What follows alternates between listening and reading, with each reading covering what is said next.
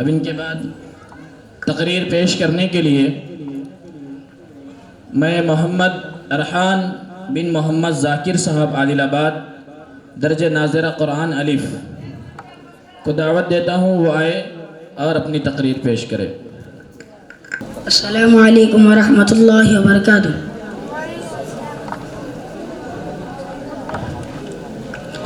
الحمد للہ السمیع البصیر والصلاة والسلام علی النبی البشیر والنذیر، اما بعد فاعوذ باللہ من الشیطان الرجیم، بسم اللہ الرحمن الرحیم۔ ولا تهنوا ولا تحزنوا وانتم الاعلون ان كنتم مؤمنین، صدق اللہ العظیم۔ صدر جلوہ نشین اور سامعین با تمکین، آج میری تقریر کا عنوان ہے مسلمانوں کے انحطاط کے اسباب اور ترقی کے لیے لائے عمل۔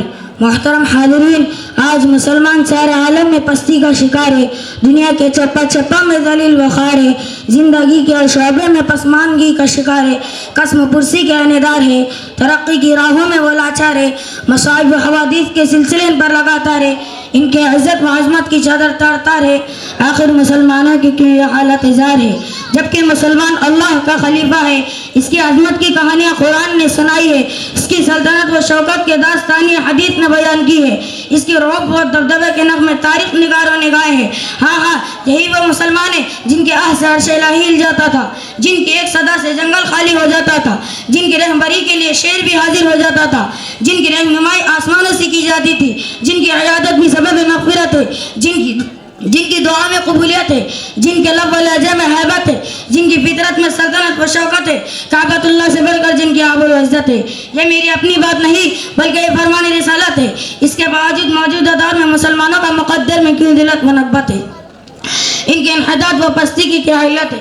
معزز سامعین، موجودہ دور میں مسلمانوں کے انحطاط کے کئی اسباب ہیں۔ ان میں سے ایک بڑا سبب خدا و رسول سے دوری ہے، تعلیمی میدان میں عدم دلچسپ ہے، ترقیاتی کاموں سے عملی غفلت ہے، مسالک کے نام پر ایک دوسرے سے ٹکراؤ ہے، قوم و ذات کے نام پر جاہلانہ بھید بھاؤ ہے، معمولی باتوں میں تناؤ ہے، آئی مسائل غیر شرعی عدالتوں سے رجوع ہونا ہے، مال کی حرص و حوث کا بڑھ جانا ہے، کوئی متحدہ پلیٹ فارم کا دستیاب نہ ہونا ہے، آپسی عداوتوں کو غیر معمولی اہمیت دینا ہے، اسلامی کلچر و تہذیب سے ہماری بیزاری ہے، آپس میں ایک دوسرے سے حسد، بغض اور عناد کی فضا کا عام ہو جانا ہے، قرآن کریم کے اصولوں سے انحراف ہے، پیارے پیغمبر صلی اللہ علیہ وسلم کی تعلیمات سے لاپرواہی ہے، وہ مغرب پر فدائی ہے، اتحاد و اتفاق کی لڑائی سے جدائی ہے، عقائد کی کمزوری ہے، اعمال میں اخلاص سے خالی ڈھانچہ ہے، دینی مسائل میں بھی جدت اور فکری غلامی کی زنجیروں میں جکڑ جانا ہے، اپنے مقصد حقیقی سے غفلت اور فکر و فن میں جمود و تعطل کا شکار ہو جانا ہے۔ قرآن نے صاف الفاظ میں کہہ دیا کہ ظہر الفساد فی البر والبحر بما کسبت ایدی الناس لیذیقہم بعض الذی عملوا لعلہم یرجعون۔ ملت اسلامیہ کے غیور نوجوانوں، مسلمان اگر ترقی کرنا چاہتا ہے تو اس کے لیے آج بھی ترقی کی راہ ہموار ہے۔ اس کے لیے سب سے پہلے اطیع اللہ و اطیع الرسول کو سامنے رکھ کر اطاعت خدا و رسول درکار ہے۔ قُوا أَنفُسَكُمْ وَأَهْلِيكُمْ نَارًا والے فرمان الہی کو پیش نظر رکھ کر اپنے اور اہل و عیال کی اصلاح کی مکمل فکر کرنا ضروری ہے۔ طلب العلم فریضۃ علی کل مسلم والے فرمان الہی کو نبی صلی اللہ علیہ وسلم کے اپنا کر تعلیم میدان میں آگانا ضروری ہے۔ وَاعْتَصِمُوا بِحَبْلِ اللَّهِ جَمِيعًا وَلَا تَفَرَّقُوا والے فرمان الہی کو سامنے رکھ کر اپنی اور اہل و عیال کی والے فرمان الہی کو پیش نظر رکھ کر ہر طرف کی بد اخلاقی شکلوں سے گریز کیا جائے اور اپنی ہر طرف کی شکلوں سے گریز کیا جائے۔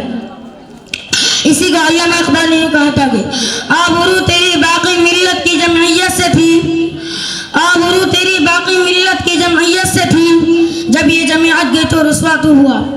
فرد قائم ربط ملت سے تنہا کچھ نہیں، فرد قائم ربط ملت سے تنہا کچھ نہیں، معاذ ذریعہ میں ہے بیرون دریا کچھ نہیں۔ وَلَا تَجَسَّسُوا وَلَا يَغْتَبْ بَعْضُكُمْ بَعْضًا والے فرمان الہی کو مد نظر رکھتے ہوئے ہر قسم کی بد اخلاقی سے گریز کیا جائے۔ إِنَّ اللَّهَ لَا يُغَيِّرُ مَا بِقَوْمٍ حَتَّى يُغَيِّرُوا مَا بِأَنفُسِهِمْ والے فرمان الہی کو خدا بندی کے ذریعے دور جدید سے مقابلہ کرنے کے لیے خود کو بدلنے کی شدید ضرورت ہے۔ وَلَا تَهِنُوا وَلَا تَحْزَنُوا وَأَنْتُمُ الْأَعْلَوْنَ إِن كُنتُم مُؤْمِنِينَ والے فرمان الہی کو پیش نظر رکھ کر مومن کامل اوصاف بے خوف خطر ترقی کے میدان میں کود پڑنے کی ضرورت ہے.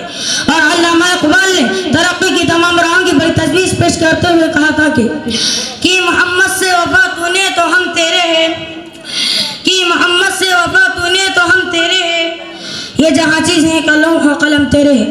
اور سب کو ساتھ لے کر چلنے کا مزاج پیدا کرنا ضروری ہے. جب تک کہ ہم سب کے مزاج سے خالی رہیں گے ترقی کی راہ ہمارے لیے مسدود رہیں گی اور ہم انحطاط کا مزید شکار ہوتے چلے جائیں گے.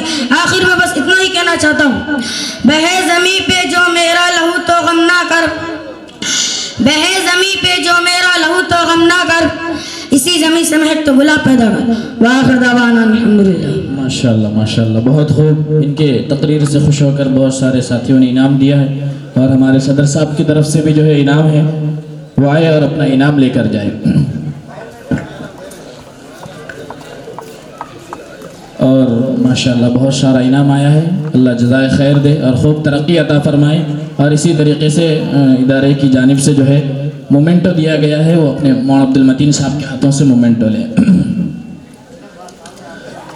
جو ساتھی ادھر ادھر بکھرے ہوئے ہیں ان سے ادباً گزارش ہے کہ وہ جلسگاہ کے اندر تشریف لائے. ماشاءاللہ